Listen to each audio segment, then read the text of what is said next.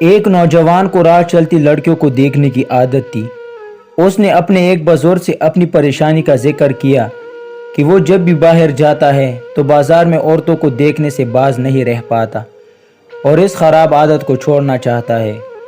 وہ کیا کرے کہ اس کی یہ بری عادت چھوٹ جائے؟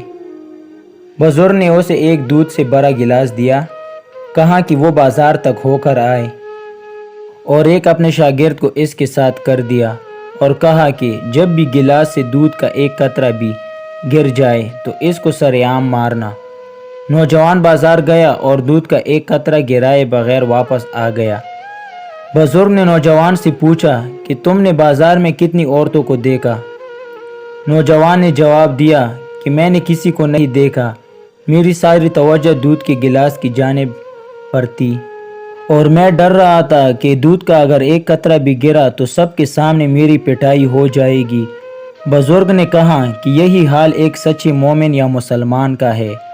ایک سچا مسلمان اللہ سے ڈرتا ہے اور قیامت کے دن سب کے سامنے شرمندہ ہونے سے ڈرتا ہے، اور یہ ایمان والے کوئی گناہ کرنے سے اس لیے ڈرتے ہیں کیونکہ ان کی توجہ آخرت میں ہر عمل کا جواب دینے کی ہوتی ہے۔ اللہ تعالیٰ نے قرآن میں ارشاد فرمایا کہ ایمان والوں سے کہو کہ اپنی نگاہوں کو نیچے رکھے اور اپنی شرمگاہوں کی حفاظت کرے تاکہ وہ پاک رہے۔ دوستو، اس کہانی کا مطلب ہی یہی تھا کہ کوئی اگر ہمیں دیکھے یا نہ دیکھے لیکن اللہ ہم کو پورا دن دیکھتے ہیں۔ تو اللہ سے ہماری یہی دعا ہے کہ ہم سب کو حرام چیزوں کی جانب دیکھنے سے بچائے۔ آمین۔